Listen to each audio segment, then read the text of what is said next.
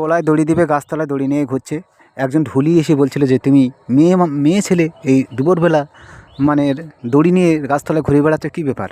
তখন সে মেয়ে মানুষটা বলছিল যে আমি গলায় দড়ি দিতে হয় কী করে জানি নে, তা দড়ি নিয়ে ঘুরে বেড়াচ্ছি। তখন ঢুলিটা বলছিল যে মানে দেখাচ্ছিল তাকে গাছের দড়ি বাঁধিয়ে ঢোলের কানায় পা দিয়ে পা বলছিল এইভাবে সরিয়ে দিলে গলায় ফাঁস লেগে যাবে। এখন দেখা দিয়ে তার গলায় ফাঁস লেগে যায়।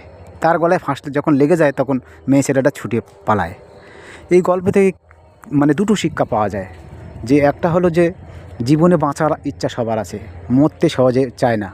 আর মানে যে ঢুলির গলায় ফাঁস লাগলে কেন, ঢুলির গলায় ফাঁস লেগেছে মানে এই জন্যই করে সে তার সৎ যুক্তি দেয়নি, তাকে মানে খারাপ যুক্তি দিয়েছে। দুঃখ কষ্টের জ্বালা সে মানে একটা আত্মহত্যা করতে এসে তাকে বোঝানোর দরকার ছিল। তা মানুষ যদি কাউকে বিপদে ফেলতে চায় সেই ঢুলির মতো মানে তার গলায় ফাঁস লেগে যাবে। ধন্যবাদ সবাইকে।